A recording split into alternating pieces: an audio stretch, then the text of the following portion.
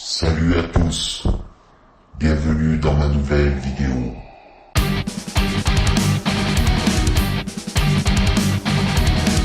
Alors aujourd'hui les amis, nous allons parler du dernier Star Wars, Han Solo. A la base, j'étais pas très chaud pour aller voir le film, pour une bonne et simple raison, c'est que pour moi, Han Solo c'est Harrison Ford, et pas l'acteur qui joue, qui s'appelle Alden Ehrenreich. Oui, c'est possible. Mais la présence de Ron Howard en tant que réalisateur a fini par me convaincre, même si pour moi il restera toujours Richie Cunningham, comme d'ailleurs Henry Winkler restera toujours Fonzie. Je ne dévoilerai rien sur le film parce que de toute façon j'ai pas envie de le spoiler.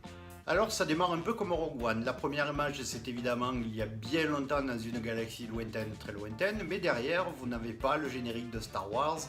On découvre Han qui n'est pas encore Solo et vous découvrirez d'ailleurs dans le film que finalement le nom de Solo lui vient de quelque chose de tout à fait ridicule. Enfin moi je trouve que ça a été donné de façon ridicule. Mais surtout on ne retrouve pas le caractère de ce que nous connaissons dans le 4, 5, 6. Il est juste un peu trop sûr de lui, il n'aime pas l'autorité, mais on ne retrouve pas encore cette espèce de caractère de vaurien un peu de hors-la-loi que nous connaissons dans les autres films. Dans le film, nous découvrirons Chewbacca, qui cette fois n'est pas joué par Peter Mayhew, bon, allez savoir. Et d'ailleurs, la rencontre me fait penser un peu au retour du Jedi quand Luke Skywalker tombe dans une espèce de grotte et doit se battre contre un monstre. C'est vrai qu'il y a parfois certaines choses qui nous rappellent les autres films. Alors bien évidemment, le film tourne quand même autour d'une histoire d'amour qui se passe entre Han Solo et Kira, Kira on va dire pour cette fois. Si on doit regarder un peu les points négatifs du film, on s'aperçoit que sur certaines scènes, on oublie totalement que nous sommes dans Star Wars parce que il y a parfois des scènes qui ne ressemblent plus à l'univers du tout de Star Wars. J'ai par exemple comme ça en tête, et ça sera une des seules scènes que je vous décrirai peut-être, dans le Faucon Millennium, quand Lando Calrissian possède ce Faucon Millennium, il y a un dressing de cape, de chemise, de... Ma foi, je trouve pas que ça fasse très Star Wars, un dressing dans le Faucon Millennium. Et c'est vrai que on a l'impression, en tout cas pour moi, que certaines scènes ne sont pas tournées il y a bien longtemps dans une galaxie lointaine, très lointaine, mais aujourd'hui, dans notre monde actuel, et c'est vrai que ça gâche des fois un petit peu le film. C'est le premier film où il n'y a pas de sabre laser dans Star Wars. Un Star Wars sans le sabre laser, ça n'est plus un Star Wars. C'est aussi le premier film où on ne retrouve pas R2D2 et où on ne retrouve pas C3PO. Encore que pour C3PO, j'ai peut-être un doute, je l'ai peut-être aperçu dans une scène mais très furtivement, ça resterait à vérifier. Il y a d'excellents acteurs dans ce film, notamment Woody Harrelson, que l'on connaît tous. Cependant, le personnage que joue Woody Harrelson ne va pas faire date dans l'histoire des Star Wars et sera très très vite oublié. C'est d'ailleurs un peu ce que je reproche à l'acteur principal Alden Ehrenreich, voilà j'y suis arrivé cette fois, c'est que sur le fond, il n'arrive pas à nous faire oublier Harrison Ford. Et je pense que dans tout le film, il n'y arrivera jamais. Alors dans les points positifs, le film est agréable, il est plaisant, on y retrouve quand même l'univers de Star Wars, même si parfois on a tendance à oublier qu'on est dans un Star Wars. Moi, je l'ai vu en 3D parce qu'à l'heure où j'y suis allé, il n'y avait que de la 3D. Il faut avouer que ça a un petit côté quand même sympathique et bien intéressant. C'est bien fait pour de la 3D.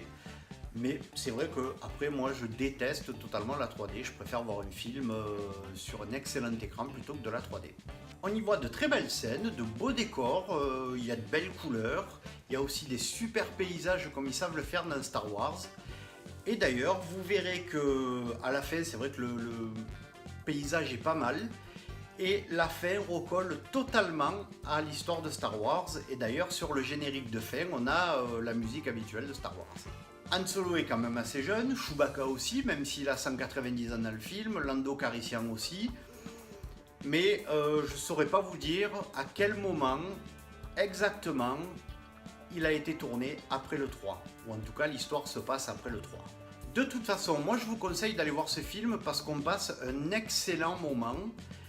même s'il y a des points négatifs, même si l'acteur ne fait pas oublier Harrison Ford de tout ça, c'est quand même un super film, un film très bien, qui vaut très largement d'autres films de la trilogie par exemple.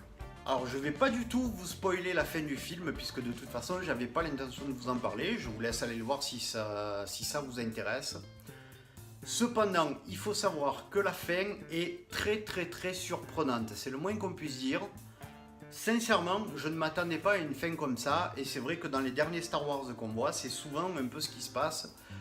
C'était comme ça dans les derniers Jedi, ça a été un peu aussi comme ça dans Rogue One, et là c'est vrai que réellement vous allez être surpris par ce qui va se passer à la fin, parce que personne ne l'aurait vu venir. Ce film, à mon avis, de la façon dont il se finit, doit avoir une suite, parce que c'est absolument impossible d'en rester comme ça sur la fin du film. Il est obligé, c'est obligé qu'il y ait une suite à Han Solo. Alors allez savoir comment ça va s'appeler, mais ce qui est sûr, c'est que si les producteurs, si Disney, si même Ron Howard, peut-être qu'il pourrait faire le prochain film, s'arrêtent là, il y aurait un énorme trou dans les films entre le 3 et le 3,5. Alors bien évidemment, ceux qui ont lu tous les univers Star Wars, les univers étendus, qui ont lu tous les bouquins, savent sûrement ce qui se passe dans ce film-là, encore que j'en doute, parce que l'histoire a peut-être été inventée de toutes pièces, même si ça recolle, je vous dis, très souvent à des choses qu'on a déjà vues dans les autres Star Wars. Mais la fin est vraiment surprenante. Et c'est un peu aussi ce que je disais dans ma dernière vidéo lorsque je suis allé voir les derniers Jedi. Rien que pour la fin, il faut aller le voir. Ça reste de toute façon un très bon Star Wars que je vous invite à aller voir. Ça sera peut-être pas le meilleur, mais il y a d'autres films qui sont beaucoup plus mauvais que ça dans les trilogies. Voilà, enfin en tout cas j'espère que cette critique vous a plu, que cette vidéo vous a plu. N'oubliez pas de vous abonner, ça sera peut-être ici. N'oubliez pas aussi de mettre un petit pouce et de vous abonner à mes différents réseaux sociaux, Instagram, Twitter, Facebook. Je vous dis à bientôt pour une prochaine vidéo. Salut!